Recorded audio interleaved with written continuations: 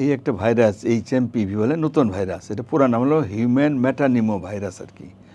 এটা একটা RNA virus. এটা একসময় ভাইরাসের নাম শুনলে তো মানুষ ভয় পায়। যেমন কোভিড যখন আসলো তারপর থেকে কিন্তু ভাইরাস নিয়ে ঢুকছে। তো হঠাৎ করে ভয় পাওয়ার কারণটা হলো চায়নাতে নাকি প্রচুর রুগী পাওয়া যাচ্ছে এবং হসপিটালে আউটডোরে রুগীতে ভর্তি এই ভাইরাসে আক্রান্ত, সেজন্য মানুষের মধ্যে ভয় ঢুকছে। তবে কোভিড-19 মতো এটা সিরিয়াস না, এটা ছোঁয়াচ্ছে কিন্তু ডেঞ্জারাস না।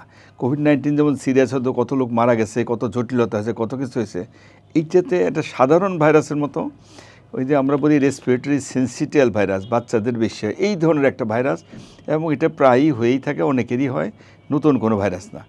এইটার সম্বন্ধে মানুষ মনে করছে যে যেহেতু এটা মিডিয়াতে আসছে মনে করছে নতুন, আসলে নতুন না। এটা প্রথম 2001-এ নেদারল্যান্ডে কিন্তু ধরা পড়ছে প্রথম ভাইরাসটা, এবং শুধু তাই না, অনেকে মনে করছে যে এটা আরও 50-60 বছর আগে থেকে এই ভাইরাসটা রয়ে গেছে।